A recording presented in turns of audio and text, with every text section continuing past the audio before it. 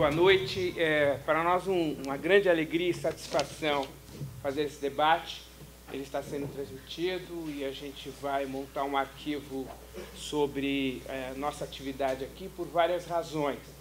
Mas o CEDEM tem se esforçado bastante em contribuir com o arquivamento das memórias negras em São Paulo e no Brasil de modo geral. Eu falei com a Janeira há um tempo atrás, um dos sonhos que nós temos como professor dessa universidade é que a gente possa ter um acervo da memória das organizações negras em São Paulo. Quem sabe a gente avança nessa direção. Recentemente eu estava comentando que fiz parte de uma banca de doutorado, uma das nossas unidades aqui em Assis, e o grosso do material documentado sobre as organizações negras estava em arquivos internacionais. Então seria interessante se a gente pudesse mudar isso. Quem sabe no futuro próximo, espero, nós possamos ter no CEDEM um centro de memória das organizações negras. Espero que esse nosso primeiro encontro nos ajude a caminhar nessa direção. Eu sou professor da Unesp e atualmente sou coordenador de um projeto na reitoria chamado Educando para a Diversidade. Nós temos tentado, na medida do possível, ampliar na nossa instituição o debate político sobre a questão racial. Hoje nós estamos muito empenhados, talvez uma das mais difíceis tarefas que nós temos na universidade pública hoje, que é a verificação das fraudes nas autodeclarações para pretos e pardos nas instituições.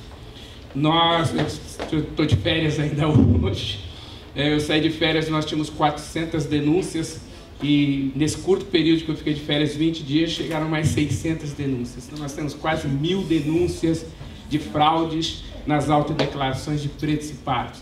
Eu digo para meus colegas que os nossos artigos, pesquisas, terão que dormir um tempo, que isso vai nos abduzir durante um bom tempo, fazer a apuração disso, e isso é fundamental. Nós adotamos as políticas de cotas na nossa universidade, foi a primeira estadual a adotar em São Paulo, adotamos em 2013, e ela provocou uma grande mudança política na nossa universidade. Diferente do que as pessoas pensam, as cotas raciais vieram acompanhadas das cotas sociais, e isso tem também ajudado muito o setor mais pobre da instituição. Nós tínhamos, por exemplo, na nossa universidade, até o século passado, quase que 70% dos ingressantes eram meninos brancos das áreas urbanas, classe média, e que tinha condições de mobilidade na universidade. Esse ano, nós temos 52% de alunos vindo da escola pública, e aumentou significativamente o número de mulheres na nossa universidade. Não só mulheres pretas e pardas, também mulheres brancas. Então a cota tem propiciado para a nossa universidade uma mudança significativa, e novos desafios provavelmente nós teremos que enfrentar. Então esse debate faz parte dessa reflexão que nós estamos fazendo na nossa universidade. É um debate que eu espero que possa contar com a participação efetiva de vocês, nossos convidados, na noite de hoje. Eu queria salientar duas questões rápidas antes de chamar a nossa mesa para o debate. Por que é que nós optamos em fazer o convite para o Movimento Negro Unificado e Gueledés? Há uma justificativa para isso e para nós é importante explicitá-la. Na nossa opinião, as duas organizações participaram num momento imprescindível para a ampliação da compreensão do racismo no Brasil. As duas deram contribuições, no nosso sentido, nossa opinião, epistêmica na construção e na compreensão do que é o racismo. O Movimento Negro Unificado, quando surge em 78, e aqui há várias pessoas, além do Adão, estou vendo um neninho sentado ali atrás, neninho, sentado ali também, provavelmente vai falar. Quando surge em 78, ele sintetiza uma mudança significativa que nós estávamos tendo na sociedade brasileira e no mundo. O MNU nos ajudou a compreender o seguinte: a questão da segregação do negro não era um problema do negro, como foi ensinado durante muito tempo no país. Não era um problema de falta de competência do negro. Não era um problema de o negro não ter competitividade. O problema do racismo no Brasil é o problema da supremacia racial branca. O problema do racismo é o problema do racismo estrutural. Aprender isso foi fundamental para nós naquele momento. Fundamental para compreender quais são os desafios políticos que nós temos na sociedade. E isso estava em consonância com grandes mudanças políticas que estavam acontecendo pelo mundo afora. Na África, na América Latina, na Europa, no centro de pensamento político e social. Para nós é importante compreender isso. O movimento negro unificado sintetiza, num determinado momento, uma aspiração que modifica epistemicamente a forma de compreender o racismo. 10 anos depois, Gellerdez usa da sua ação política para magnetizar um outro momento importante para nós, que é trazer a emergência do debate sobre a questão da mulher negra, né? A especificidade da questão da mulher negra. Aquilo que se discutia desde a década de 70, da interseccionalidade, Gellerdez foi trazer no seu dia a dia, junto com as organizações de mulheres negras, um novo aprendizado. Não é mais possível pensar o Brasil sem levar em consideração a importância política insubstituível da mulher negra. Para nós foi um novo momento de ruptura epistêmica na compreensão do racismo. Então, por isso que nós fizemos um esforço de convidar essas duas organizações, pela importância política que elas têm, pela importância histórica que elas têm e pela importância em ampliar a compreensão do racismo na sociedade brasileira, que hoje se desenha a partir da perspectiva do genocídio, do etnocídio, do epistemicídio da população negra. Então, pensando dessa forma que nós pensamos em organizar essa mesa e temos o prazer de poder contar para poder fazer parte do debate. Vou chamar agora os nossos convidados. Neuza Maria Pereira, jornalista, educadora social e uma das fundadoras do Movimento Negro Unificado em São Paulo.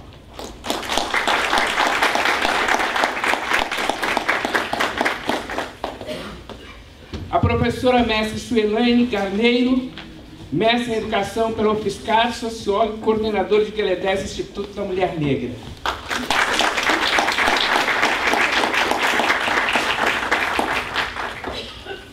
E o José Adão de Oliveira, que é gastrônomo, torneiro mecânico e um dos fundadores do Movimento Negro Unificado em São Paulo.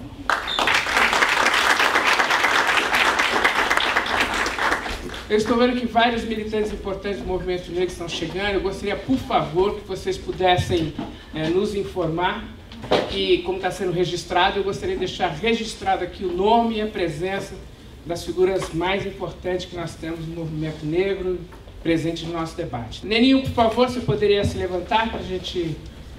Neninho Lopaloe, que é um militante histórico do movimento negro, que esteve presente no momento de construção do Movimento Negro Unificado, é um militante que nós temos carinho.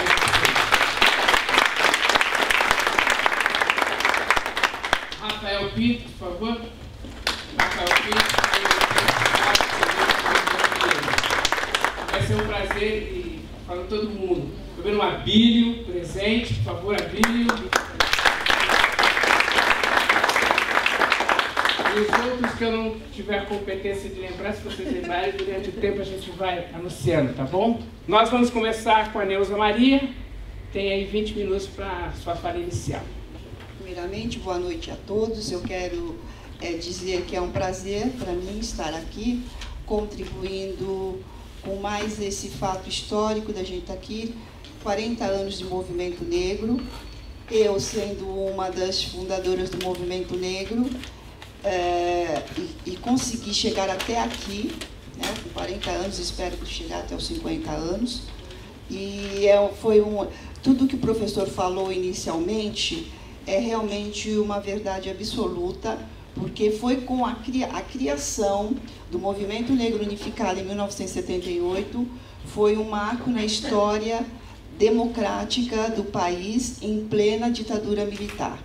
Eu, particularmente, eu participei da criação desse movimento através do Grupo Afro-Latino-América do jornal Versus, que era um jornal alternativo, que foi o único na época que abriu as portas para a discussão da questão do negro, porque os outros jornais, todos que existiam na época, jornais alternativos com viés de esquerda, eles não queriam dividir a luta política atual, que a revolução para esses outros jornais, ela aconteceria quando terminasse a questão de luta de classes.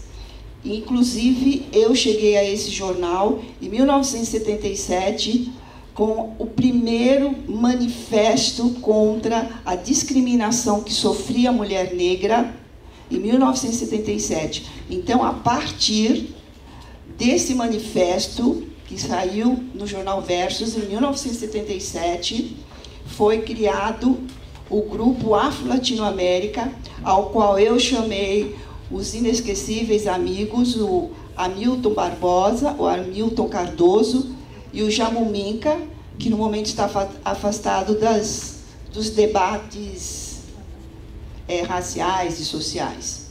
E a questão, quando eu cheguei no movimento negro, quando eu cheguei no jornal Versus, eu cheguei até lá por causa da grande discriminação. Eu sou jornalista profissional, já trabalhei em diversos órgãos aqui em São Paulo, e eu cheguei ao jornal Versus devido ao a questão de racismo que eu sofria quando eu ia procurar trabalho. Hoje já é difícil você ver jornalistas negros, vocês imaginem isso há 40 anos atrás. Principalmente porque eu sou uma jornalista que escrevo e opino. E há 40 anos atrás, isso era impossível, negros, até hoje, negros não opinam. Era impossível negro trabalhar como repórter ou trabalhar como editor. Então, o único jornal que eu cansei, aí eu falei, não, alguma coisa acontece. Eu sabia que era pelo problema racial, mas que tinha que fazer alguma luta dentro da minha área, que é a área de comunicação, para poder colocar isso em público. Então, o único jornal que aceitou o meu manifesto, que eu escrevi num momento de muita angústia, que foi a questão da discriminação enquanto mulher, enquanto trabalhadora, enquanto negra, foi publicado o manifesto dentro de um jornal que era de um jornal de esquerda, e também deu acesso à criação do Grupo Afro-Latino-América, que eram só 3 jornalistas, todos negros. Mesmo sendo um grupo num jornal de branco, este grupo ele fez ressurgir a imprensa negra, que na época não estava parada, e a gente veio, além de fazer ressurgir a imprensa negra, a gente veio com viés de esquerda, porque depois eu fui também a primeira mulher negra em São Paulo a participar da Convergência Socialista, que deu origem, depois veio da origem ao Partido Hoje dos Trabalhadores. Na época que eu trabalhei no Versus, em 77, o Lula ainda era um militante lá em São Bernardo, um agitador político. Então, o que aconteceu? Como eu tenho que falar bem rápido, eu não sei se eu só sei contar história como jornalista, então, a função do nosso grupo Afro-Latino-América, que foi um grupo transformador, um grupo de vanguarda, um grupo que só em 2 anos que nós ficamos juntos, a gente colocou a questão das mulheres no ato público de 1978, que foi um momento histórico na praça, aqui nas escadarias do Municipal. A gente já leu um manifesto contra a discriminação da mulher negra. Então, aqui em São Paulo, nós fomos a pioneira, quiçá, no Brasil, porque nesse ato público estava presente a Lélia Gonzalez. Eu tive o prazer de estar ao lado da Lélia Gonzalez, do Abdias do Nascimento, o Rafael Pinto, que eu me lembro estava presente, o grande e inesquecível Hamilton Barbosa, e nós do Grupo Afro-Latino-América, porque a questão da gente discutir a questão do negro, que era e é ainda uma questão eu não vou falar de esquerda, porque eu acho que a nossa questão racial está acima de partidos. Era uma questão transformadora socialmente. O Grupo Afro-Latino-América foi um grupo que teve a coragem, porque a gente eu, por exemplo, fui instrumentalizada pelos movimentos de libertação que estava acontecendo na época, por Steve Biko, Nelson Mandela, e outros que agora eu até me esqueci, porque o nosso grupo Afro-Latino-América, ele era dividido. Tinha umas pessoas que queriam seguir o caminho das lutas de libertação da África. E eu, como sempre fui a mais rebelde, eu seguia o poder negro. Então, os meus ídolos eram o Malcolm X, eram a Angela Davis, era o Carmichael, esses eram os meus ídolos. Até depois foi publicada uma matéria minha, agora num compêndio que saiu sobre o jornal Versus, que foi um jornal extremamente importante, com toda a intelectualidade de esquerda do momento de 78, e eu até pergunto onde estavam os Panteras, porque depois eles foram todos cooptados pelo sistema, e o único que continuou na luta foi a Angela Davis, que a Angela Davis, inclusive, não pode falar em nome dos Estados Unidos. Ela fala em nome dela própria, enquanto uma mulher socialista dentro dos Estados Unidos. Então, o meu viés de luta sempre seguiu os movimentos negros americanos, o meu pessoalmente, e também os movimentos de Zumbi dos Palmares, os movimentos dos quilombos, dos quilombolas. Então, tudo isso a gente do Afro-Latino-América, que já teve um facsímile publicado sobre o Afro-Latino-América, da editora do Perseu Abramo.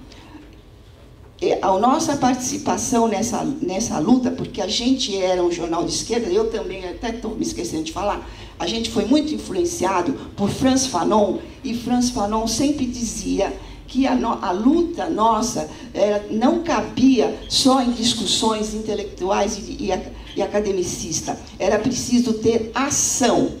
E nós, como éramos jovens, um grupo declaradamente de esquerda, nós fomos, assim, a linha de ponta para fazer um ato público. O racismo não podia continuar mais sem ser visto pela sociedade.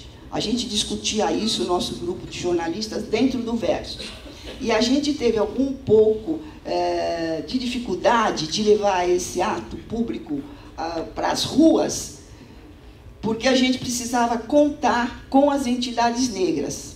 E as entidades negras, obviamente, elas tinham algum receio, porque a gente estava fazendo isso em plena ditadura, e elas não queriam estar assim, caminhando nesse nosso afã, né? Todo mundo de 22, 23 anos, a gente queria, era a coisa, botar para quebrar na rua e fazer o ato público. E o meu grupo Afro-Latino-América foi todo fichado no DOPS.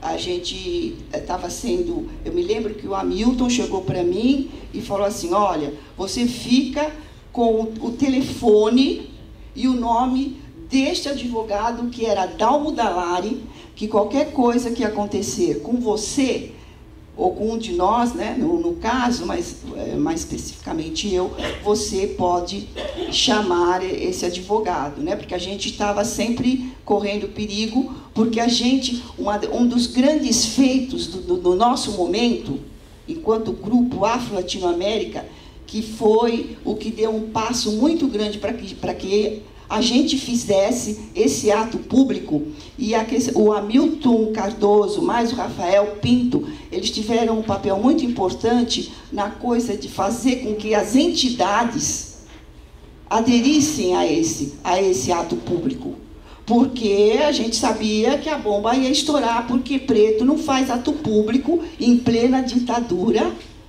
A gente estava, no dia que teve o ato, que foi em julho, que está fazendo agora 40 anos, estava cheio de agente que depois que a gente foi saber disso, estava cheio de agentes da polícia da ditadura, e esse ato público causou para nós um efeito muito grande, porque nas nossas vidas enquanto profissionais, eu tive sérias dificuldades depois de encontrar emprego, porque eu estava fichada em todos os jornais como sendo uma pessoa terrorista, uma pessoa agitadora, porque o que a gente... Eu tenho que falar rápido. O que esse grande movimento negro, do qual eu me orgulho de ser uma das fundadoras aqui em São Paulo, a única mulher participante da Convergência Socialista, a única mulher que levou a primeira vez a discussão da discriminação da mulher negra, a primeira vez que isso saiu na imprensa, que foi no jornal Versus, e levantou depois todas as outras discussões sobre a questão da mulher negra. Uma das grandes coisas que nós, desse período de 1970 para cá, a nossa contribuição enquanto participantes daquele período histórico foi a desconstrução do mito da democracia racial, e a gente falou isso na rua, gritou que isso não existia.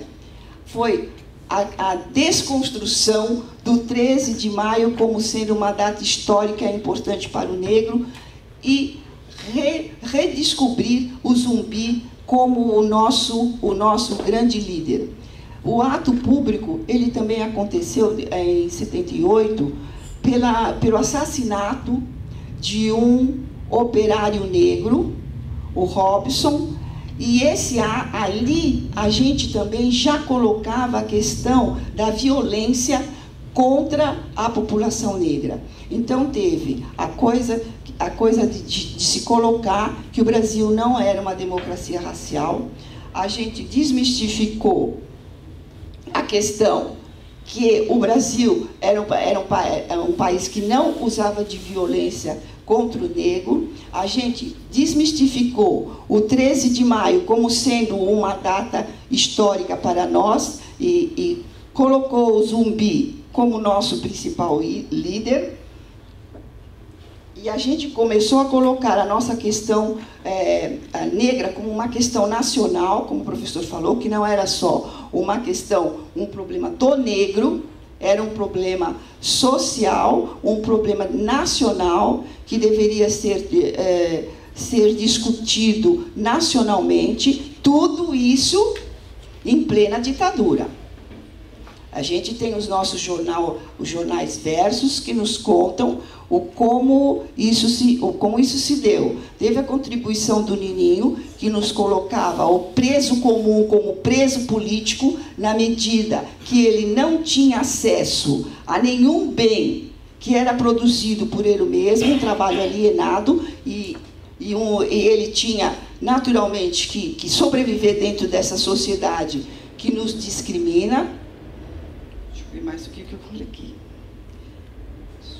A gente levantou, olha a importância do nosso grupo, a gente começou a levantar já a discussão das cotas e das ações afirmativas para que o negro pudesse ter os seus direitos avaliados pela sociedade.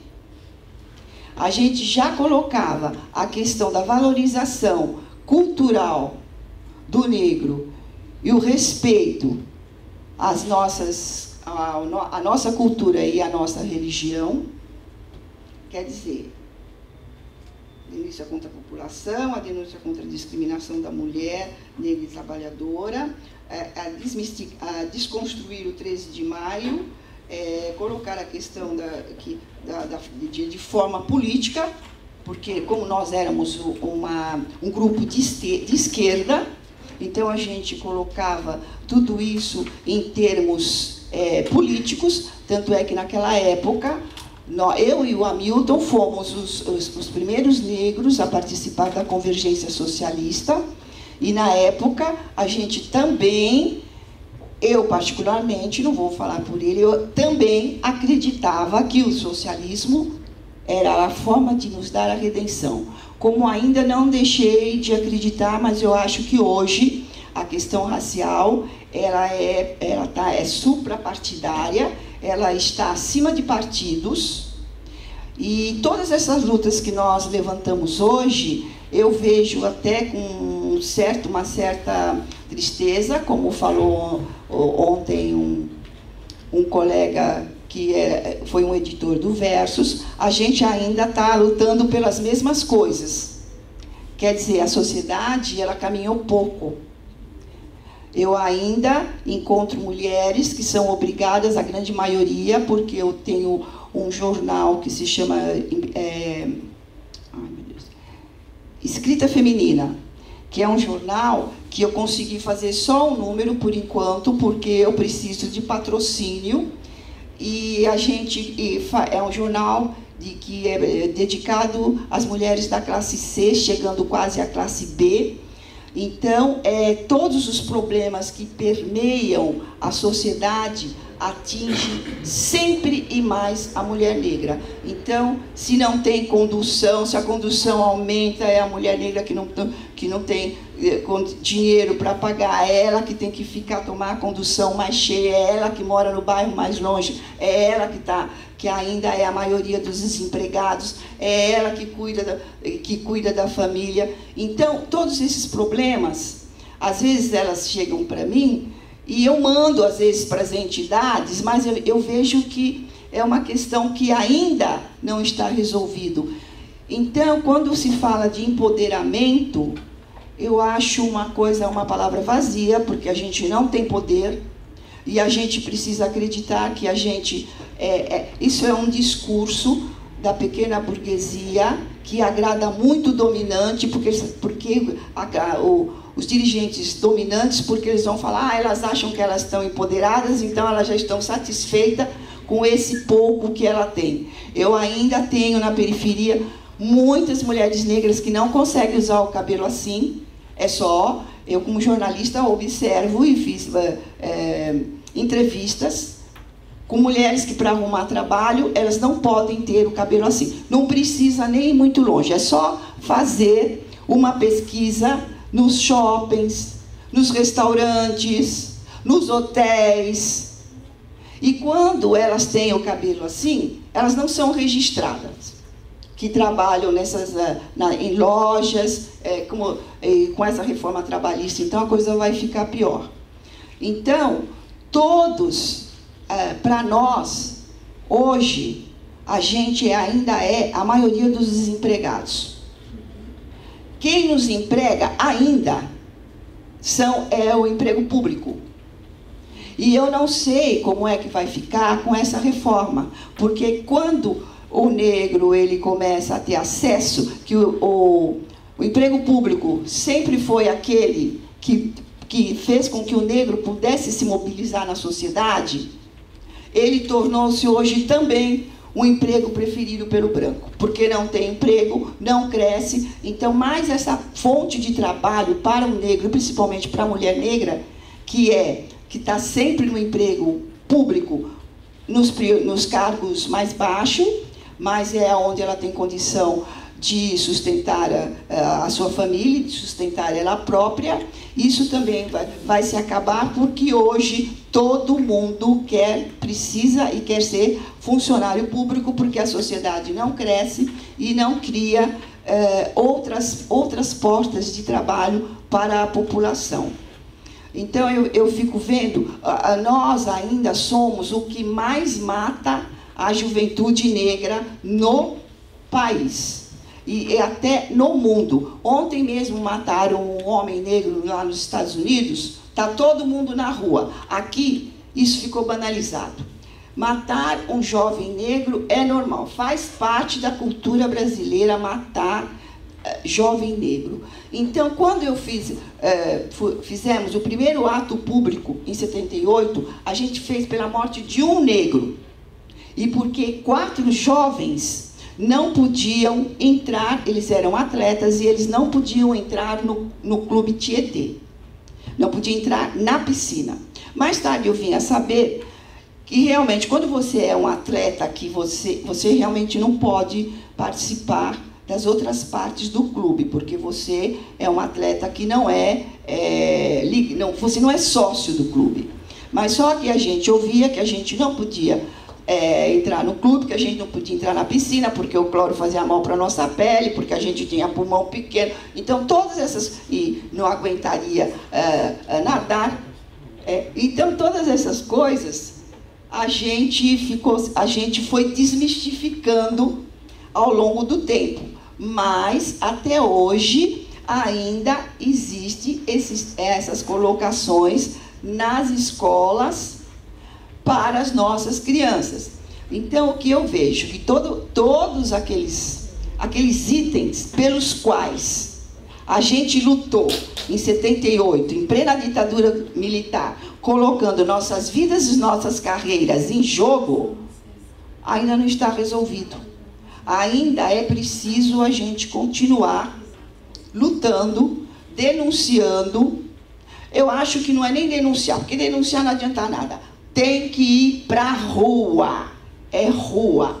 Só se muda alguma coisa tornando o oprimido e aquilo que não nos deixa viver de uma condição de igual, a gente indo para a rua. Eu sou muito orientada pelos movimentos negros americanos, e os negros conseguiram essas coisas lá, porque eles vão para a rua. Barack Obama vai para a televisão quando um negro era assassinado. E ele não era de esquerda.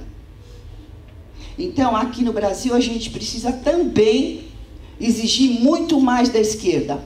Porque quando o Belchior vai para as mídias sociais dizer, ele dentro do PSOL, dizer que ele foi discriminado, isso me choca muito. É um partido de esquerda. Eu também acho, vou aproveitar o ensejo, que eles também não deram a devida cobertura para a Marielle. Porque fazer Marielle subir o morro do Rio de Janeiro, sozinha, segurando nas costas a milícia, que partido de esquerda é esse?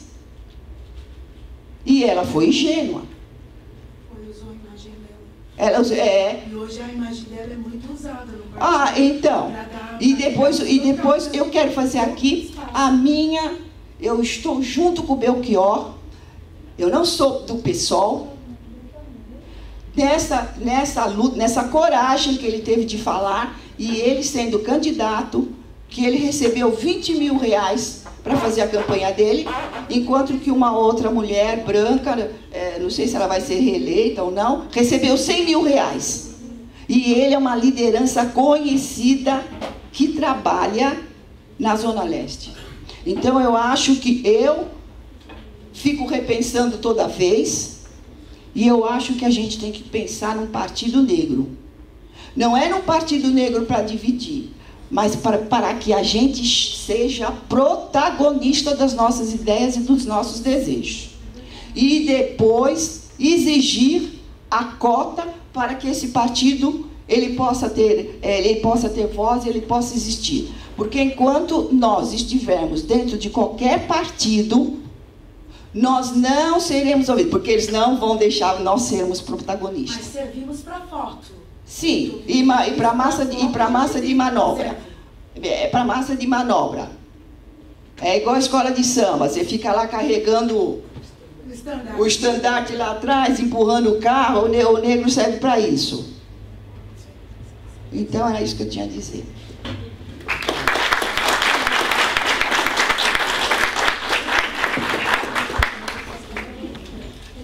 Quero anunciar a presença da professora Adriana Vasconcelos. Por favor, Adriana. Feminista, assessora parlamentar e candidata a deputada estadual.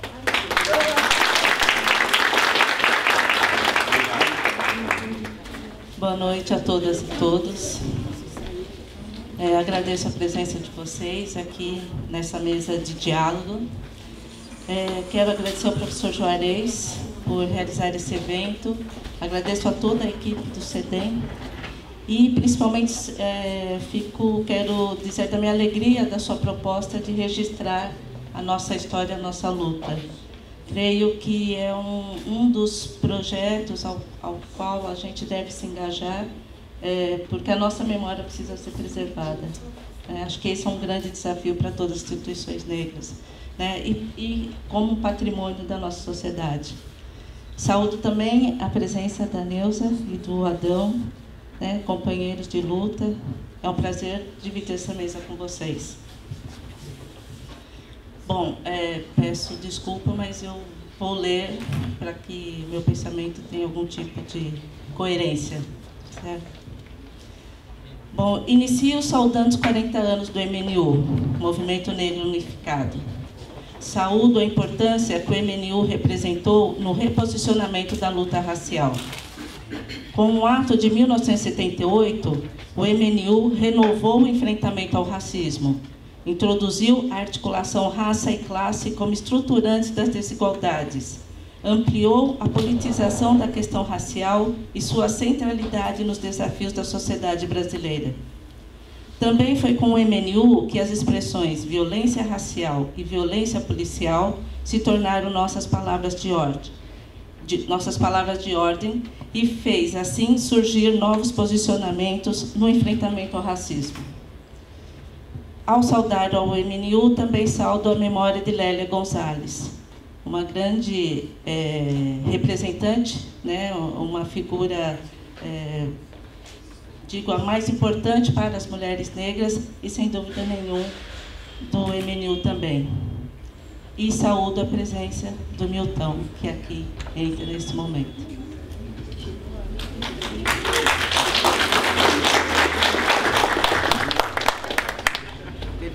Dez anos depois daquele ato, daquele momento histórico do MNU, em 1978, surgiu o Gueledé Instituto da Mulher Negra. Assim como o MNU, somos uma instituição que se coloca como instrumento político da luta antirracista. Somos uma organização de mulheres negras que reverencia a sua ancestralidade através do nome Gueledé, organizações religiosas femininas da cultura iorubá, que demarca nossa identidade africana e também o nosso patrimônio cultural. Reverenciamos o feminismo inscrito na tradição africana. Demarcamos nosso compromisso com o feminismo construído por mulheres negras a partir de suas matrizes culturais, pois temos elementos políticos e simbólicos para sustentar a insubordinação feminina frente ao poder masculino.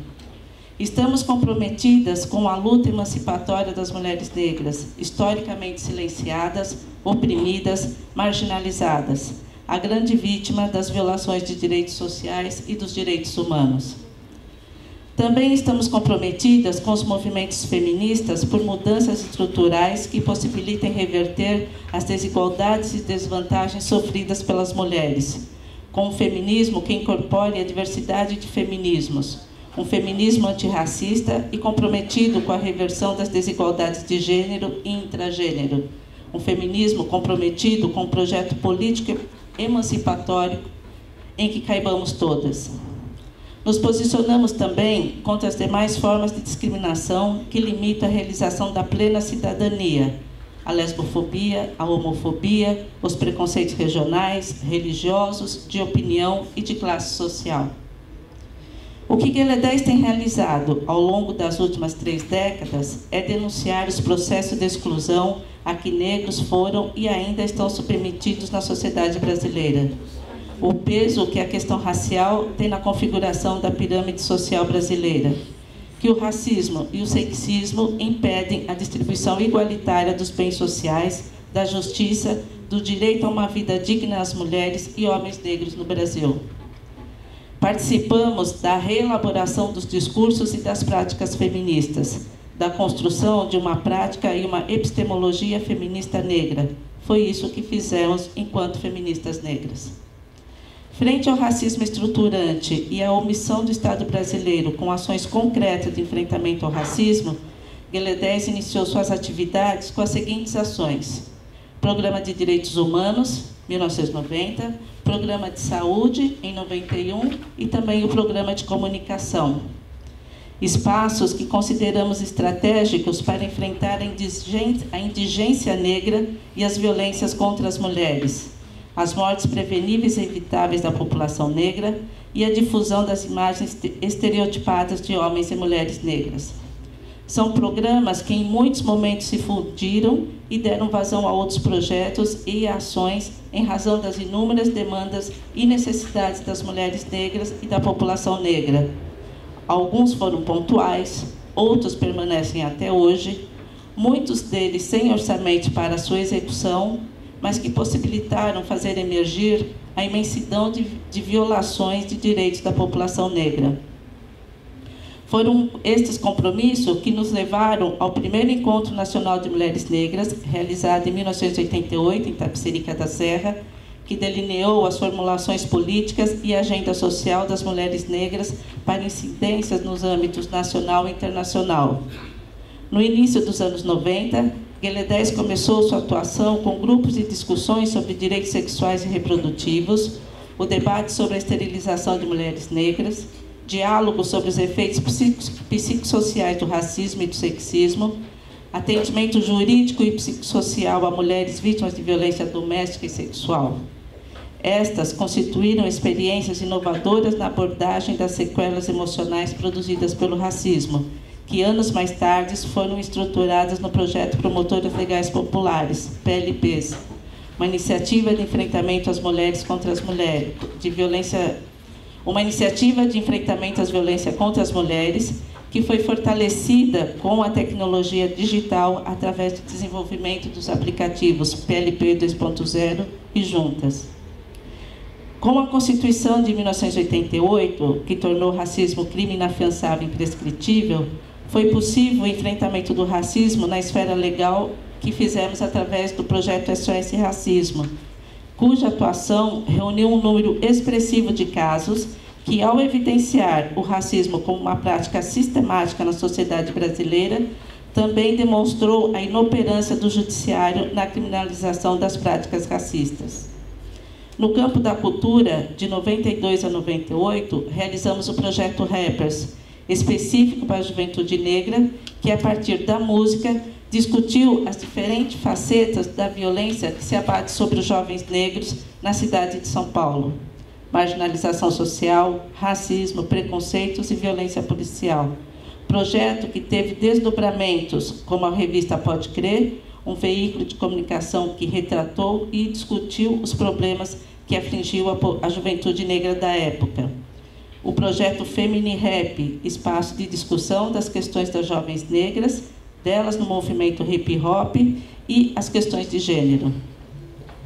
Na educação, com os projetos Geração 21, Afroascendentes, Diversidade, Próxima Parada Universidade, Bril Capacitação e Profissionalização, iniciamos os debates sobre cotas raciais e ações afirmativas nas universidades, a qualificação profissional para o mercado de trabalho, o debate sobre racismo e sexismo na educação, a qualidade da educação brasileira, a produção de materiais didáticos, formação para a cidadania, políticas de diversidade racial e de gênero nas empresas, desigualdade de raça e gênero na educação. O programa de comunicação buscou influenciar o debate sobre a representação das mulheres nos veículos de comunicação, a necessária ampliação e diversificação da presença negra, em especial na televisão, o direito das mulheres negras à comunicação, o racismo, o sexismo nos meios de comunicação e a necessidade de ampliação do acesso das mulheres às mídias e tecnologias da informação. Frente aos avanços da tecnologia e da comunicação virtual, ocupamos um novo espaço de enfrentamento ao racismo e ao sexismo, através do portal Gueledés, que rompeu a invisibilidade, que rompeu a barreira da invisibilidade das denúncias de racismo e sexismo. Um portal de notícias que tornou os casos de racismo pauta obrigatória nos meios de comunicação tradicionais e na mídia progressista. Com o portal Gueledés, renovamos e ampliamos nossa atuação política intransigente contra o racismo. É o espaço de divulgação de nossas ações do passado e no presente, dos nossos compromissos com os direitos humanos, de celebração do nosso patrimônio cultural, do nosso orgulho em integrarmos as lutas empreendidas por homens e mulheres africanos e afrodescendentes. Nesta caminhada, estivemos na construção das ações estratégicas dos movimentos de mulheres negras brasileiras. Integramos o grupo de mulheres negras que instituíram na agenda do feminismo brasileiro o peso que a questão racial tem na configuração da pirâmide social. Participamos dos diversos encontros de mulheres afro-latino-americanas e caribenhas, na criação da Rede de Mulheres Afro-Latino-Americanas e Caribenhas e do dia 25 de julho. Uma atuação internacional que possibilitou a diversificação de nossas pautas e na ampliação da cooperação interétnica. Estivemos presentes no ciclo de conferências da ONU nos anos 90, nas conferências dos anos 2000, com destaque para Durban, nas diversas conferências nacionais, que resultaram na diversificação de concepções e práticas políticas das mulheres negras, com destaque para a Conferência Nacional de Mulheres Negras, no ano de 2002, que aprovou a Plataforma Política Feminista. Participamos também da elaboração da Aliança de Parentesco entre Mulheres Negras e Indígenas no ano de 2004, uma aliança estratégica para a conquista da igualdade de oportunidades para mulheres negras e indígenas na sociedade brasileira. Estes foram momentos que expressaram o pacto de solidariedade e corresponsabilidade entre mulheres negras, indígenas e brancas na luta pela superação das desigualdades de gênero e entre as mulheres no Brasil. Portanto, refletir sobre 3 décadas de atuação de Q10 é confirmar a força dos movimentos negros brasileiros. Conquistamos o direito à igualdade racial, com a criminalização do racismo, o reconhecimento dos direitos individuais e sociais das mulheres, a laicidade e a liberdade de crença, a proteção às terras e cultura quilombola, a desconstrução da narrativa da supremacia racial por meio da Lei 10.639, as cotas no ensino superior, a implementação de políticas públicas por meio da criação da CEPIR e da SPM, a aprovação do Estatuto da Igualdade Racial, cotas nos serviços públicos e também as incidências junto às empresas privadas. Além disso, também é importante destacar a Política Nacional de Saúde Integral da População Negra e a Política Nacional de Atenção Integral à Saúde da Mulher. Avançamos para dentro do Estado. Nosso tema, antes negado e invisibilizado pelo Estado, pela população, pelos movimentos sociais e de direitos humanos, agora está na pauta dos desafios nacionais para a conquista de uma sociedade democrática e igualitária. Isso expressa a responsabilidade que os negros organizados têm em relação à população negra, com a construção de uma rede de solidariedade baseada na identidade racial e na consciência do pertencimento a uma comunidade fundada numa experiência histórica perversa. Realizamos ações que, ao visarem a superação da discriminação racial, ofereceram ao Estado, aos governos e à sociedade modelos para práticas públicas que, ao beneficiarem a comunidade negra, possibilitam a ampliação do direito e de oportunidades para toda a população. Este processo, entretanto, não foi suficiente para a realização de mudanças estruturais e de superação das desigualdades de raça e gênero, para enfrentar o zelo das elites econômicas brasileiras na manutenção de seus privilégios. O que temos no momento é um quadro de instabilidades, contradições e violências. Vivemos em uma sociedade marcada pela violência e exclusão. O racismo passou a se manifestar de forma mais violenta e aberta. O índice do IDH da população negra, suas condições de vida, os locais de moradia e, principalmente, os dados de homicídio constatam que nossas conquistas se dissolvem pela inoperância do Estado, pela ação do racismo institucional, por ações intencionais e coordenadas que têm por único objetivo impedir nossa mobilidade social, a mudança da pirâmide racial brasileira. Temos direito à educação, porém uma educação de baixa qualidade e para uma inserção precária no mundo da aprendizagem e do trabalho. Vivemos o aumento dos ataques e a desqualificação de programas de ação afirmativa, de avanço das fraudes, além da perseguição a cotistas. O aumento dos homicídios, da violência policial, dos grupos de milícia e do crime organizado. O golpe institucional de 2016 resultou na desconstrução de importantes avanços sociais. Ele fez emergir os grupos autoritários que estimulam a desinformação, a ignorância, o preconceito, o racismo, o machismo. Vivemos tempos reacionários e não simplesmente conservadores. Tal cenário se agrava pelas consequências da Emenda Constitucional 95 e seus mecanismos de redução ou aniquilação de conquistas sociais, que impactam brutalmente nas condições da vida da população negra. Aliado a isso, os sistemas de justiça permanecem subestimando, ignorando, desqualificando práticas discriminatórias, negando direitos fundamentais e coibindo amplo acesso à justiça. Vivemos tempos de infinitas ofertas e estímulos para as classes populares, que passam a acreditar e viver a partir dos princípios neoliberais, principalmente os mais jovens. De ações desenvolvidas por um Estado comprometido com a preservação dos interesses políticos e econômicos dos grupos fundamentalistas e das elites. Mas uma mudança importante está sendo realizada principalmente pelas mulheres, que possibilitam a elas vivenciarem novas possibilidades de vida e novos sonhos. É a participação em coletivos e movimentos que proporcionam outros espaços de sociabilidades, de encontros, de ação política, de modos de vida. As mulheres têm demonstrado sua capacidade de protesto e também de auto-organização de suas vozes na sociedade brasileira, em especial as jovens mulheres negras. A interseccionalidade de opressões de gênero e raça, que opera para manter as desigualdades, também opera para produzir reação e mudança. A Marielle, sem dúvida nenhuma, é um grande exemplo disso. Então, há muitas perspectivas e também muita gente confusa sobre o que está acontecendo no país, que não compreende o que está em jogo nas polêmicas com sistemas de justiça, as eleições, o movimento Escola Sem Partido, a Emenda Constitucional 95, a reforma do ensino médio, a Base Nacional Comum Curricular, entre outras questões que adentram o nosso cotidiano.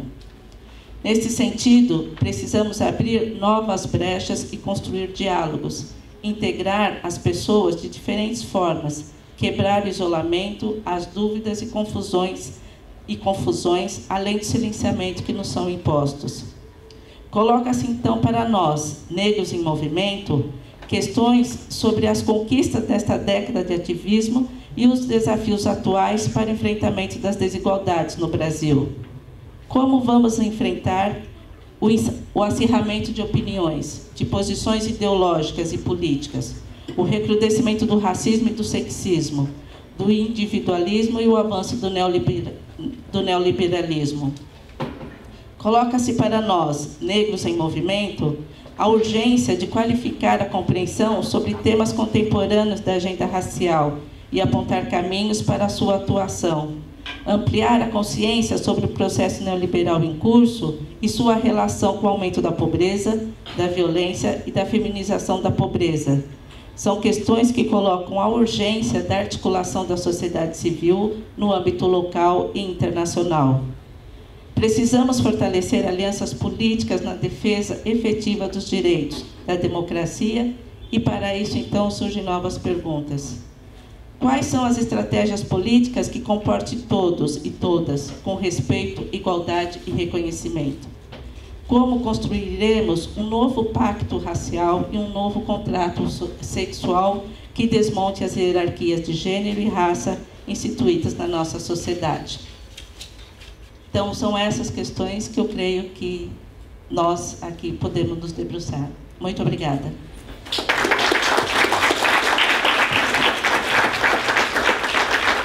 Bem, como nós dissemos anteriormente, o CEDEM, que é o Centro de Documentação e Memória da Universidade Estadual Paulista, ele tem acervos importantes aqui na nossa instituição. Como foi dito inicialmente, nós temos o acervo da memória do pesquisador, militante negro Clóvis Moura.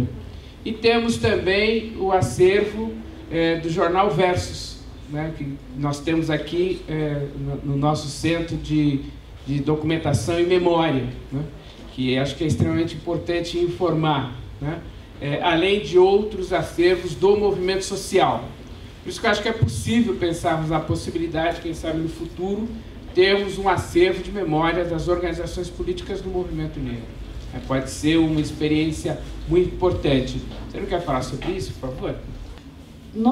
Os movimentos sociais, geralmente, não têm um local determinado para depositar... Desculpe, um lugar determinado para depositar seus documentos. Então, fica muito difícil, né, a preservação deles.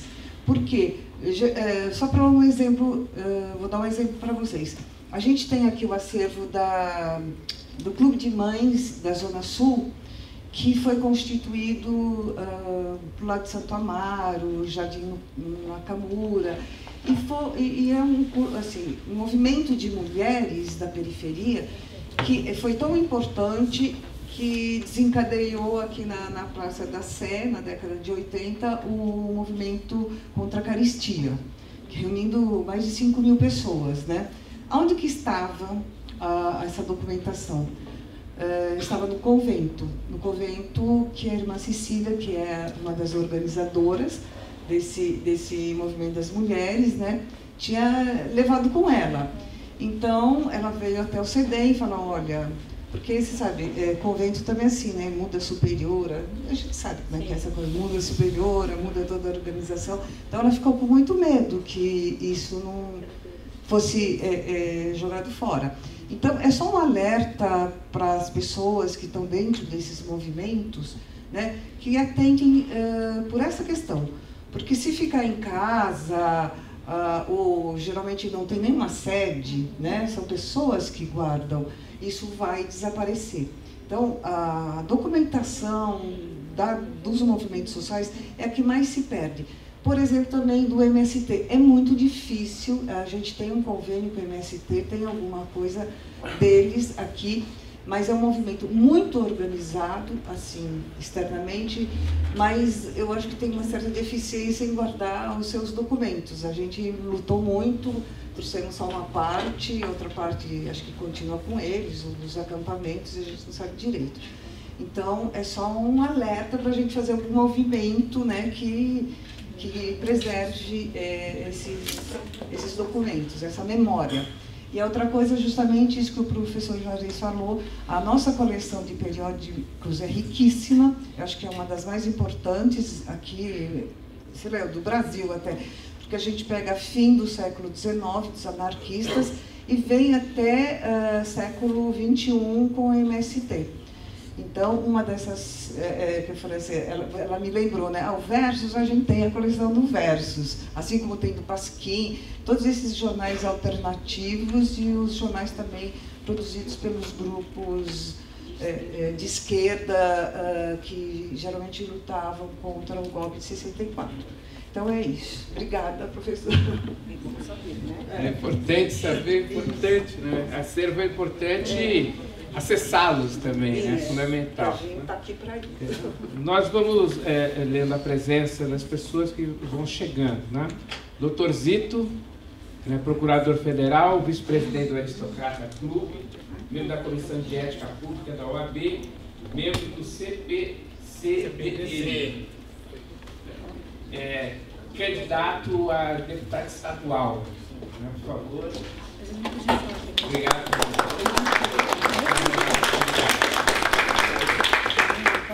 E a EQED Ogunlade Merli Barbosa, né?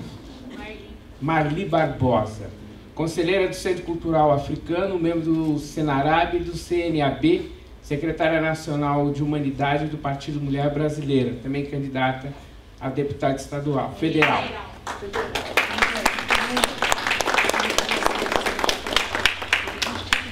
E durante a fala chegou Milton Barbosa, por favor, Milton, você pode levantar, por favor. Membro fundador do Movimento Negro Unificado, e amigos de empresas.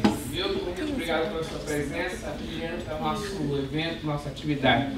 Eu sempre brinco que tem uma foto importante da Fundação do Movimento Negro Unificado, está lá o Milton, eu falei, caramba. Vamos passar para a fala do José Adão de Oliveira, né, que representando nesse nosso debate o Movimento Negro Unificado.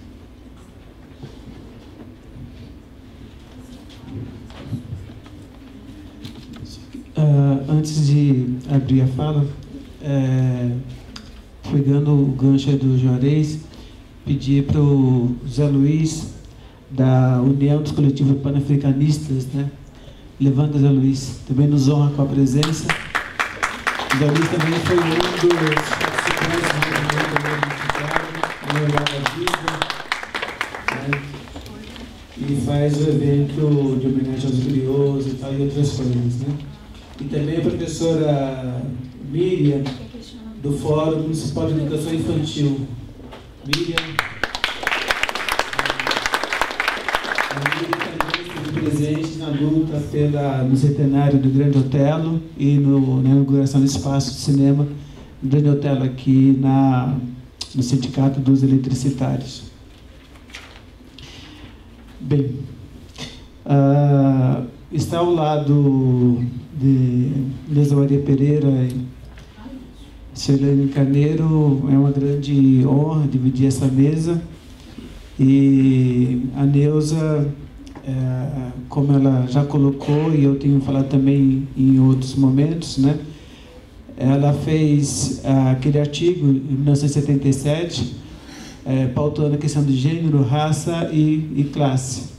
E foi um artigo determinante, né, para a constituição, né, do Grupo Afro-Latino-América, do ponto de vista do jornal Versus, e, por outro lado, do ponto de vista da militância política, um fortalecimento para o núcleo negro socialista aqui em São Paulo e demais núcleos, né, em outros estados que estavam no bojo da Convergência Socialista.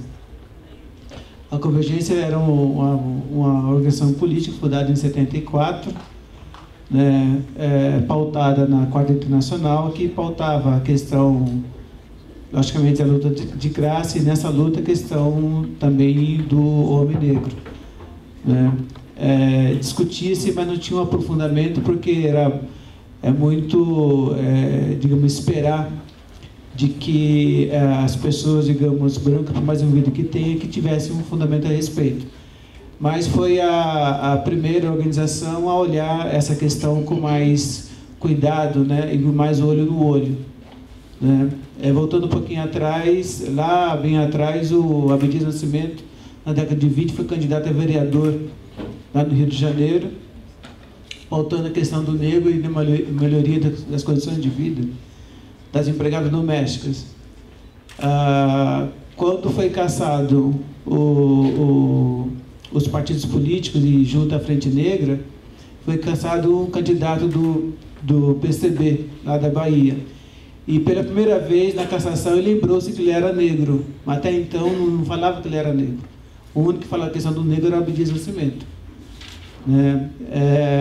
E nesse processo, quando o MNU se constitui, pautando a questão racial, houve realmente uma divisão na classe política, na militância, onde houve críticas, né, à questão do movimento negro, né, que, no entender de certos setores da esquerda, iria dividir, né, a luta, né. Mas a Convergência, e atrás da Convergência da Liga Operária, tinha pautado essa questão lá atrás, só que não, como eu coloquei, não com a profundidade devida. Mas é bom a gente realçar esse ponto, porque é uma tendência de fazer um nivelamento geral, né, criminalizando parte da esquerda, né, e colocando outras questões que precisaria de um aprofundamento maior. Então, no que a Neuza estava colocando do Grupo Afro-Latino-América, e nesse grupo Núcleo Negro Socialista, eu tenho que lembrar alguns nomes, né, como o Hamilton Bernardes Cardoso, Vanderlei José Maria, Antônio Rodrigues Filho, que é o Toninho Crespo, músico, cantor, Carlinhos Ajodara, né, Neuza Poli, Marcos e Dulce, Miguel, né, filho da Mãe Teresa, né, que muito nos apoiou naquele período, e todas as pessoas que participaram durante esse processo não estão nominadas, não são conhecidas, né? Aqui está o Milton Barbosa, o Rafael Pinto, que era o grupo de decisão, que era no grupo do SECAM, né? E são as pessoas mais conhecidas, né? Mas, além deles, né, tem a Lurdinha, né, que muito batalhou, né? Então, aparecem sim os nomes, mas tem uma leve imensa, né, de pessoas, digamos, anônimas, né, que carregaram o andor e fizeram que estamos aqui nessa mesa, né? Então, a esses, né, a nossa lembrança, a nossa honra e a nossa dívida. Do ato propriamente dito do 7 de julho de 78, precede, como a Neuza colocou, a discriminação dos garotos do Clube Regata Tietê. E aí, ao final daquele ano, foi feito uma prestação de conta pelo ministro Armando Falcão, né? E o clube alegou que tinha sócios negros, né? Então não havia discriminação, né? E o caso foi simplesmente arquivado. Quanto ao assassinato sob tortura do Robson Silveira da Luz, lá no 44º distrito de Guanás, foi feito todo um processo muito longo, demorado, mas houve uma condenação. E deve-se ressaltar também que nesse ano de 78, também nós, enquanto Movimento Negro Unificado, foi a primeira organização no movimento negro a pautar a questão da luta contra a discriminação aos homossexuais. Havia um delegado aqui no centro que achacava, né, as prostitutas, tudo, e promia pra caramba. Não, era o delegado, o Erasmo Dias, da secretário de Segurança, né? Wilson Riquetti.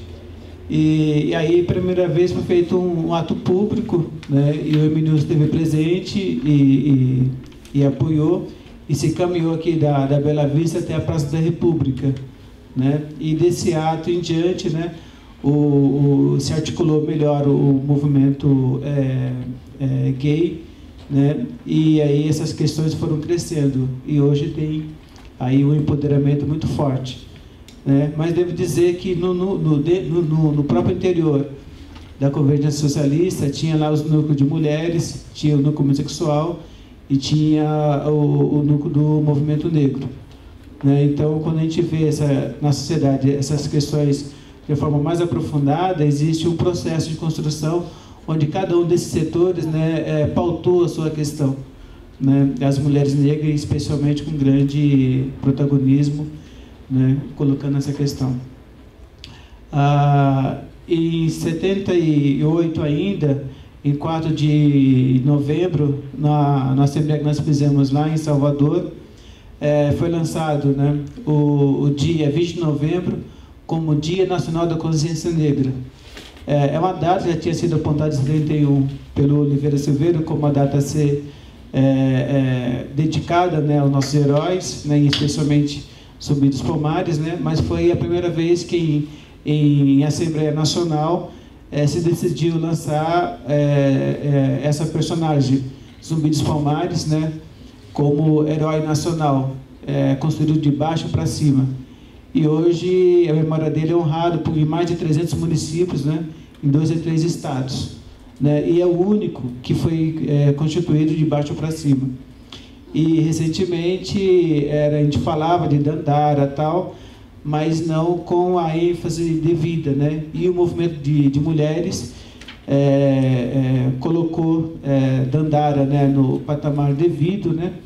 E hoje é uma personagem, né, ao lado de outras grandes mulheres, né? É lembrada como Teresa Benguela e vai por aí afora.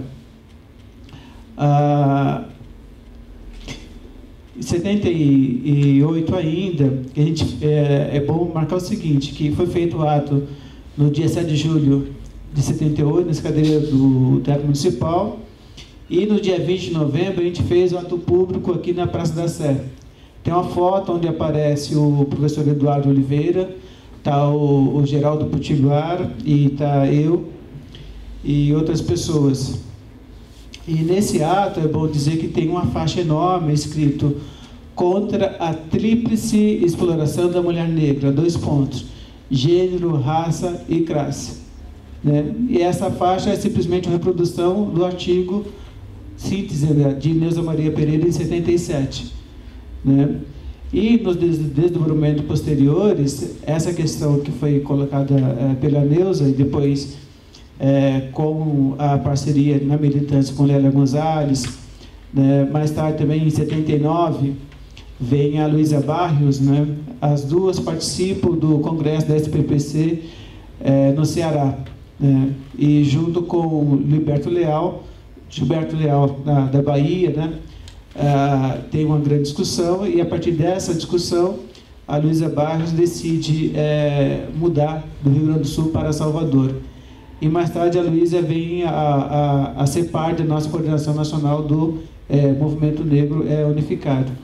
No jornal O Lampião, de 79,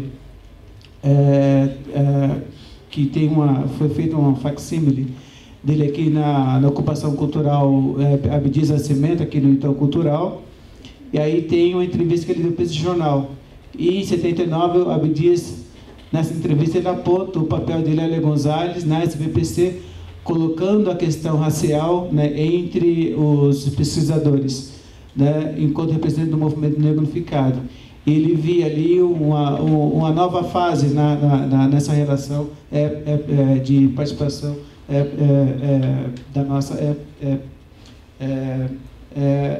de atuação política, né? E esses são a fala do Abdias. E no desenvolver do Movimento Negro Unificado, a gente lembra que não tinha, por exemplo, uma referência a Palmares, né?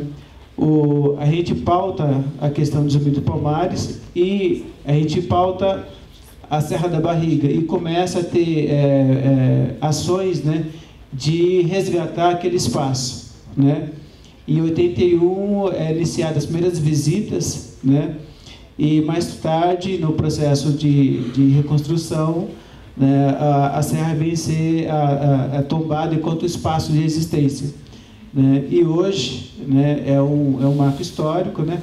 Tem até lá o museu não, desculpa, denominado Aeroporto Zumbi dos Palmares, né? Então, como parte, né, do processo de resgate histórico. E mais tarde também vem nesse processo a relação da gente com o setor político, né? Aqui em São Paulo é criado o Conselho de Participação da Comunidade Negra, né? Inclusive foi pessoas que eram do MNU que nós, por regime interno, nós não participamos de nenhum conselho. Então, aqueles militantes que vão participar, geralmente eles saem do MNU, né, de órgãos de direção. E uma das militantes que foram para esse órgão foi a Raquel Oliveira. E ela foi para trabalhar a questão, quando ela entrou no MNU, ainda não era professora, né, mas mais tarde ela se formou e foi trabalhar a questão da história. E ela queria pautar o Zumbi dos Palmares. E o Paulo Renato, que era o secretário de Estado da Educação, falou que não, só podia pautar os fatos históricos que estavam registrados, né, na história oficial. E ela fez uma revista, né, que foi publicada em 87, 88, né, com a editoração do Vanderlei José Maria, colocando 13 de maio, né, com interrogação, né.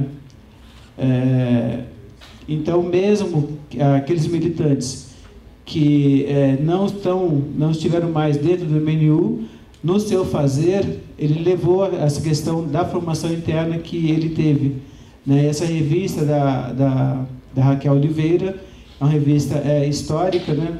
Porque foi a primeira vez que se tentou, no processo histórico, né, colocar Zumbi dos Palmares. E na negativa, né, ela colocou essa interrogação, né? E eu... Justo. Já foi colocado no verso, né? E está correto. Mas a Raquel Oliveira, ela leva essa questão para que essa questão fosse colocada dentro da própria rede, dentro dos próprios materiais de educação em relação às escolas. E o Paulo Renato era o secretário estadual de educação. Então, desde esse momento, há um esforço, né, de parte da militância, né, de estar colocando a história real, né? Em 87, o MNU, na Bahia, tinha o cursinho Steve Biko, aí foi feita a primeira formação na Universidade Federal, na UFBA, né, pautando a história da África. E nesse processo da Federal da Bahia, ele vai evoluindo, né, e no interior do MNU a gente vai colocando, né, essas questões que mais tarde vêm a arredondar no princípio da 10639 junto com as demais entidades.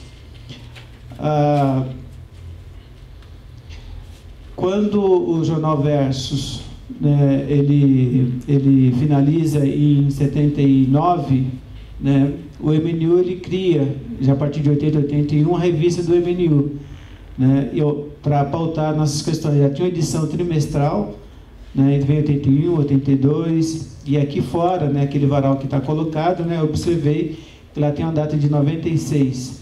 Né, então, depois vocês dão uma olhada, lá que tem alguns dados. Né, e quando vocês precisam na internet, aí tem vários boletins e revistas, né, que o movimento negro unificado fez a publicação durante esse período. Devo ressaltar, na questão de 86 para 88, na discussão da Assembleia Constituinte, né, a participação de lideranças aqui de São Paulo, de outros estados também, e realmente foi a primeira vez que pautou na Constituinte, né, a questão do racismo, né, enquanto crime, porque até então tinha somente a Lei Afonso Arinos, né, que colocava o racismo como contra a discriminação racial como contravenção, né, mas na Constituinte ele entrou como crime, né, inafiançável, e foi regulamentada pela Lei CAO de 89. Né. Em 91, o MNU participa com outras entidades da campanha em relação à perseguição que as crianças sofriam, né, em relação à polícia e tal. Né, e aí a gente fez a campanha Não Mate as Nossas Crianças. Né. É bem bom assim, ressaltar esse ponto, porque em 91 é a data de criação do Estatuto de Criança e Adolescente. Né. Então, mostrando o papel que nós, enquanto entidade, teve na Constituição de uma legislação de proteção, né, que hoje ainda não está sendo cumprida devidamente, mas está aí. Né. Em 92 em diante, o MNU lidera a campanha Mano, Não Mate, Não Morra, né, no sentido de estar divulgando, né, a opressão e a prisão do Mumia Abu Jamal, que estava no corredor da morte nos Estados Unidos. Né. E esse ponto dessa campanha, ela faz uma interface, né, com o 9º ponto, né, do nosso programa de ação, que é colocado que é pela solidariedade internacional, a luta de todos os oprimidos. Né. E essa campanha do Mumia Abu Jamal ele evolui, né, a gente solidarizou com vários outros movimentos a nível internacional. E em 95 é realizado aqui em São Paulo o Congresso dos Povos das Américas, né? Comparece 21 estados e é lido uma carta de Mumia Abu Jamal, onde ele fala sobre Zumbi, Quilombo dos Palmares, e o quanto que é prazeroso para ele ouvir a palavra liberdade. Né? E ele faz um elogio à luta que nós aqui no Brasil trava, né, contra os opressores. Né? E essa carta é lida, né, pela irmã do Mumia. E esse congresso estava também sob a coordenação do nosso Juarez, né, depois pode, né, revivar suas lembranças, falar um pouquinho mais desse congresso que foi feito.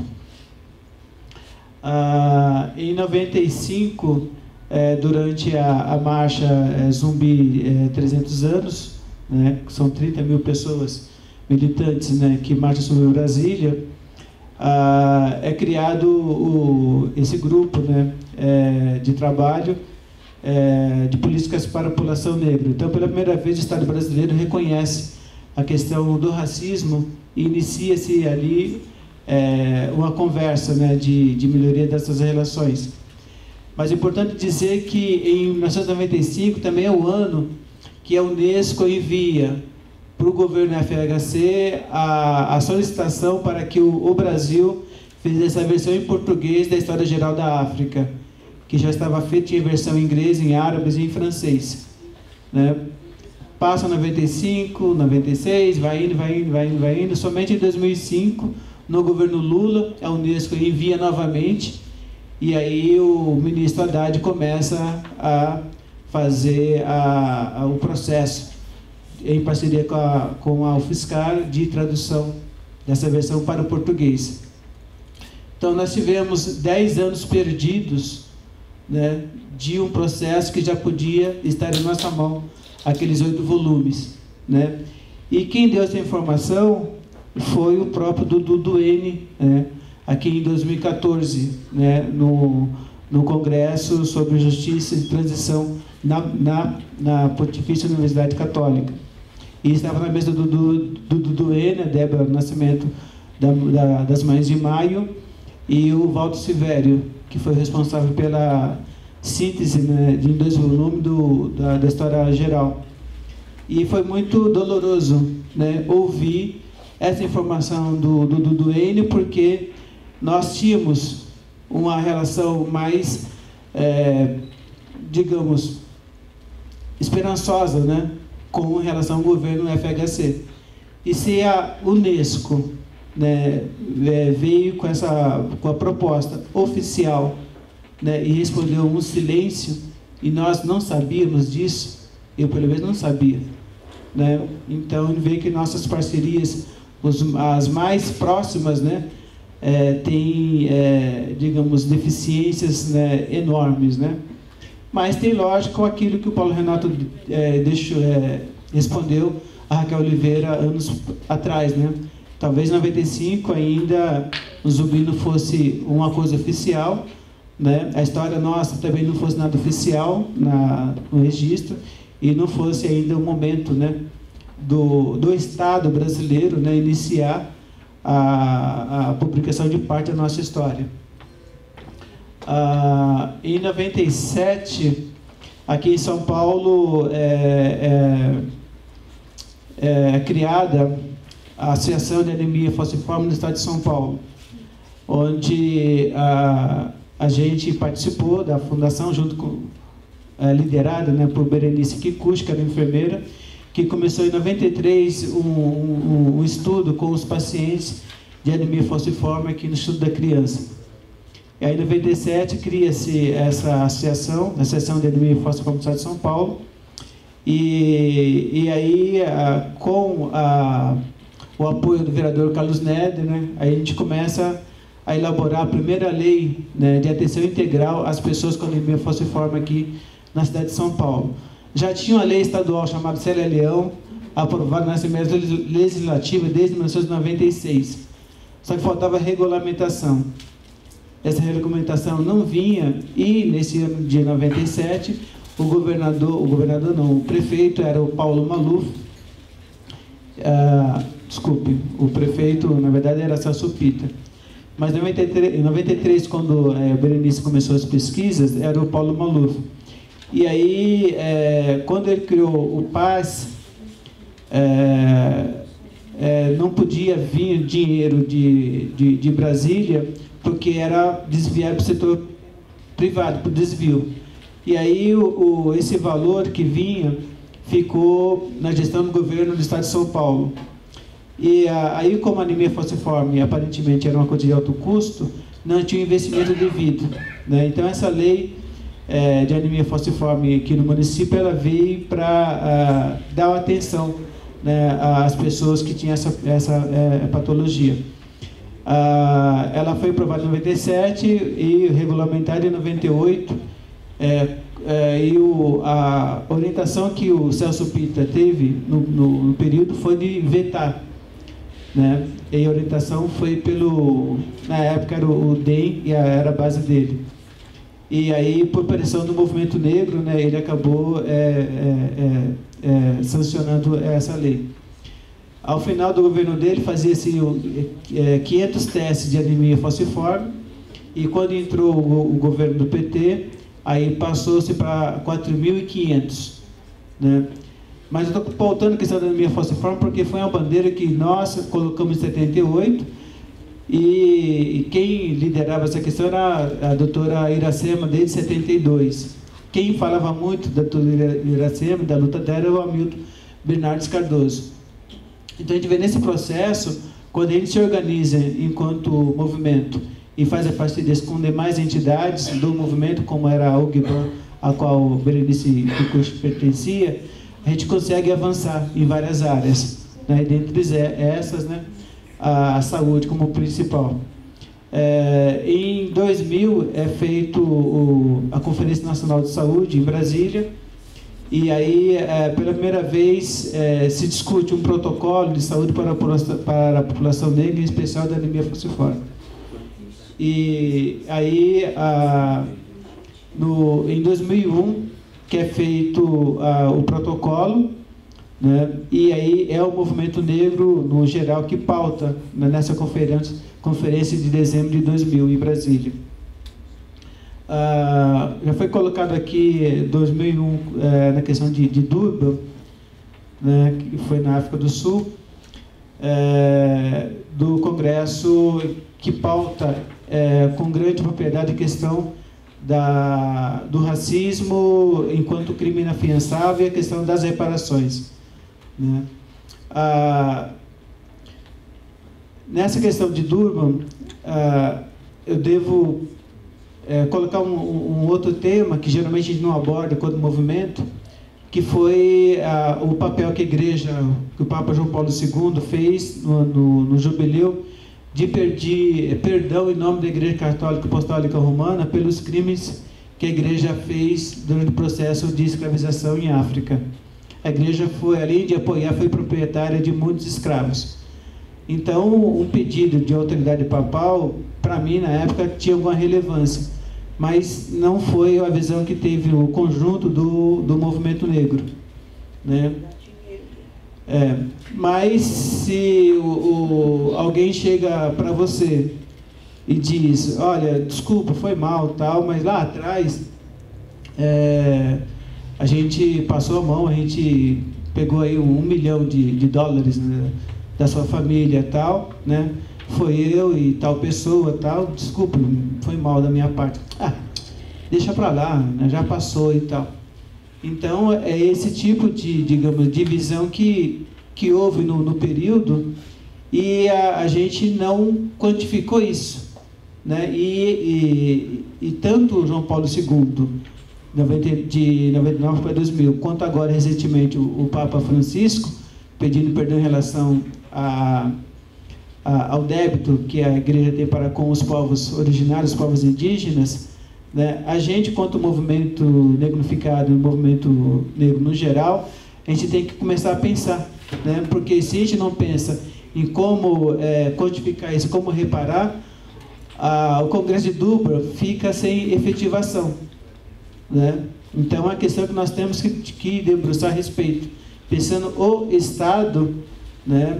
E nesse processo de reparação, o ponto importante é a questão da exemplaridade, né? Se a gente não ensina as crianças desde pequeno que se deve pedir desculpa, deve reparar os erros, como é que a gente pode exigir que outros façam, né? Então, de nossa parte, enquanto movimento negro, de uma maneira geral, nós temos essa questão para aprofundar, e a questão mais importante, porque se a gente estivesse aprofundando essa questão, nós temos resposta em relação ao que os candidatos tá colocando aí, que não reconhece a questão da escravidão, não reconhece a dívida, não vou ficar nominando ninguém, né? Mas é uma questão que a gente tem que pensar com profundidade. né?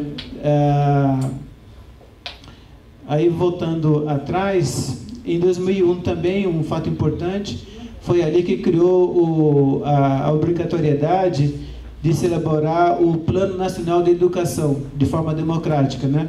O primeiro plano vigiu de 2001 a 2011, né? Mas o Plano Nacional...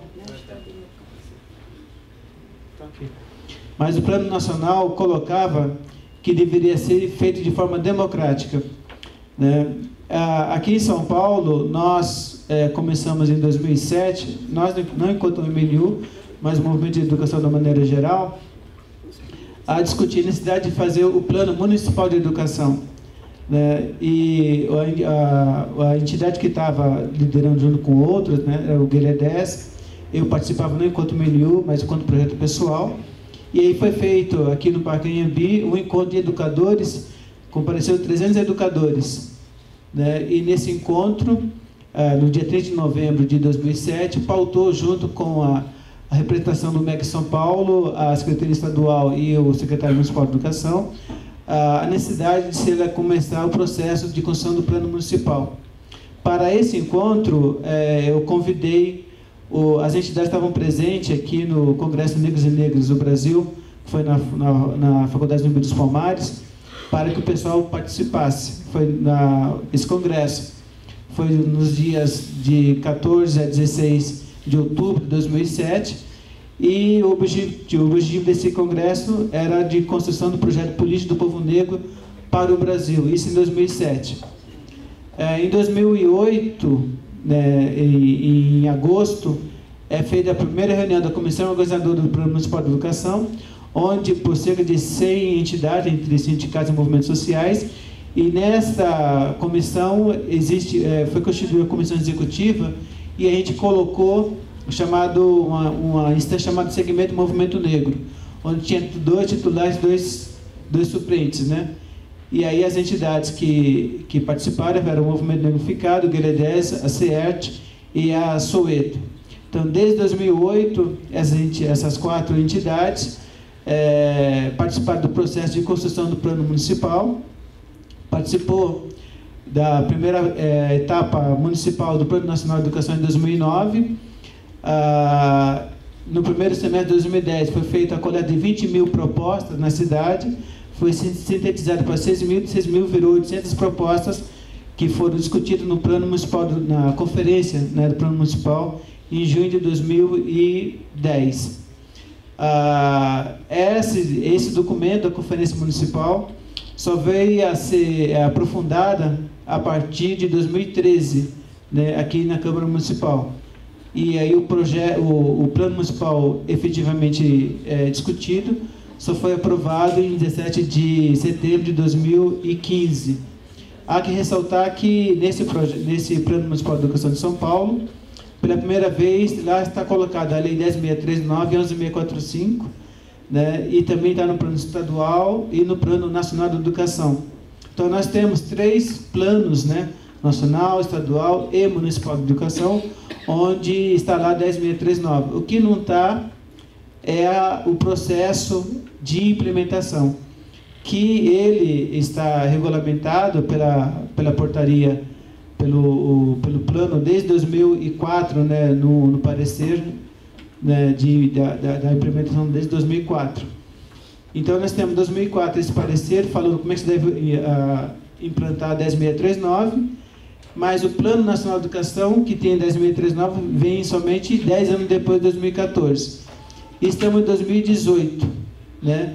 E aí, na questão do chamado golpe, né, setores de direitas retrógrados, né, além de não implementar, e ainda fazem, digamos, várias manobras, né, para desacreditar e inviabilizar esse plano, que é fruto de uma lei do FHC de 2001, né, que colocou a questão de se elaborar planos democráticos.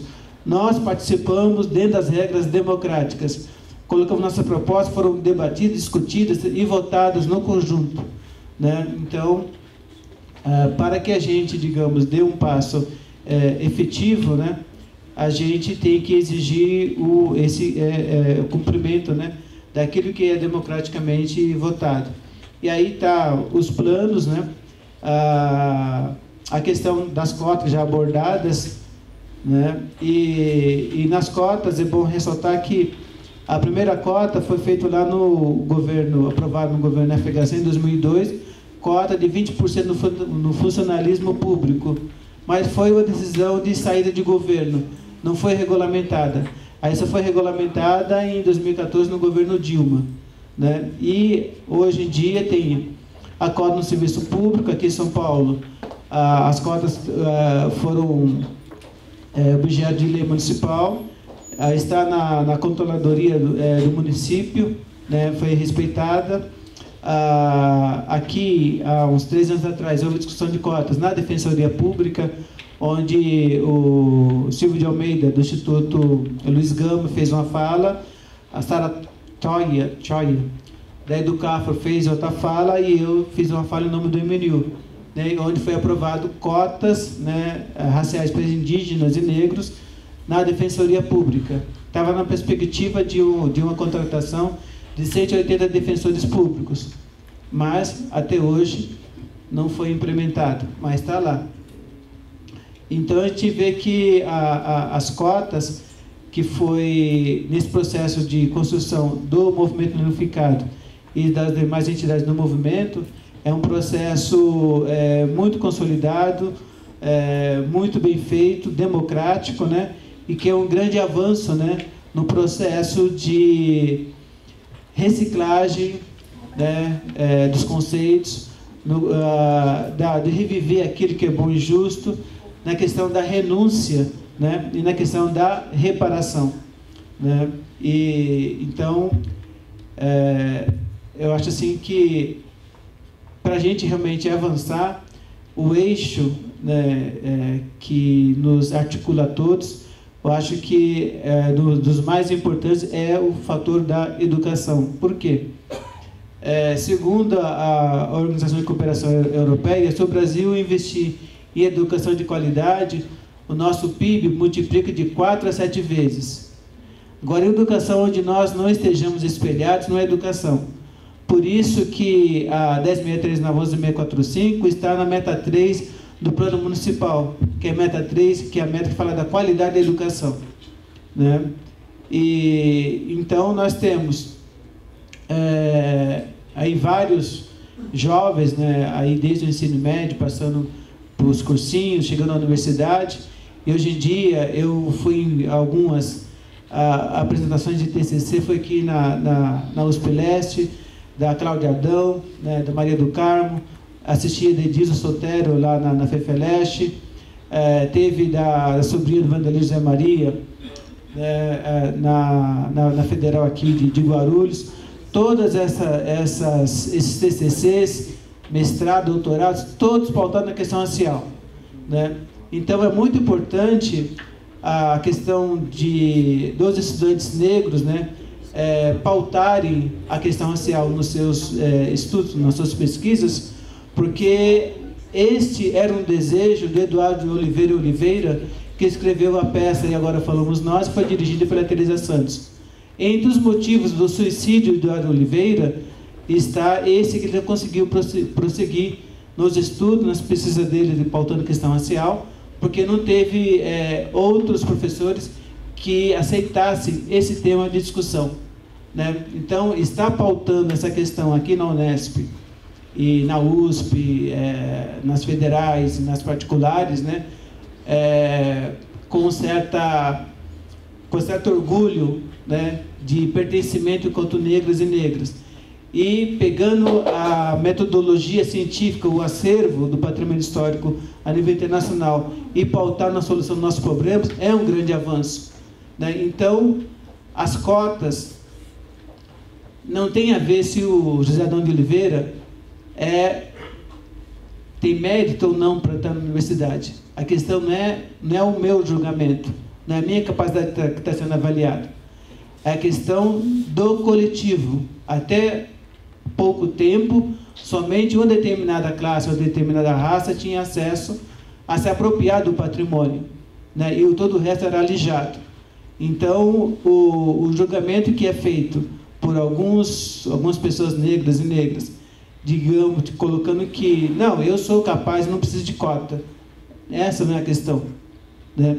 A questão que é uma reparação, é uma política afirmativa, né? E no qual a gente tem que primeiro honrar aqueles que viveram de nós, antes de nós, e muitos que se mataram, né? Tem aí, pode ver pela internet, o caso também que ela está viva, da diva Guimarães, né? Que estourou lá na Flip no Rio de Janeiro, né? E ela coloca que a salvação dela foi por meio da educação, né? Então, eu fecho a minha fala, depois a gente vai conversando sobre outros temas, mas eu fecho a minha fala nessa lembrança da diva Guimarães. Que nós tenhamos a coragem, tenhamos o empenho de pautar a educação desde o ventre até a mais longa maturidade. Que nós tenhamos muitas, milhares, né, de diva Guimarães para honrar e para nos ajudar a virar essa página triste da nossa história.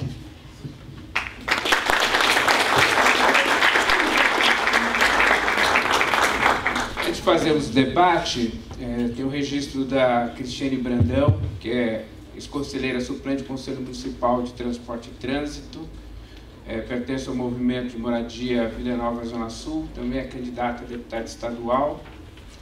Da Leni Blue, advogada, fundadora do MNU, prazer tê-la aqui conosco.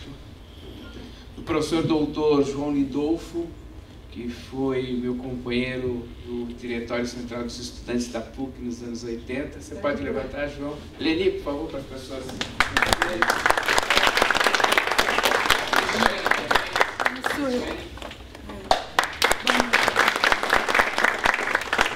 O Bob controversista, né, que é da coordenação da Nova Frente Negra Brasileira. Bob? Saiu, tá bom. Tem o Leandro, que é do seu de Francisco Morato. Mauro Salles. Maíra, desculpa, Maíra. Me perdoe. Maíra, desculpa. Que é do Conselho da Comunidade Negra de Francisco Morato. Olha o Bob lá. E o Jonas Barreto. Ô, Bob. Bob.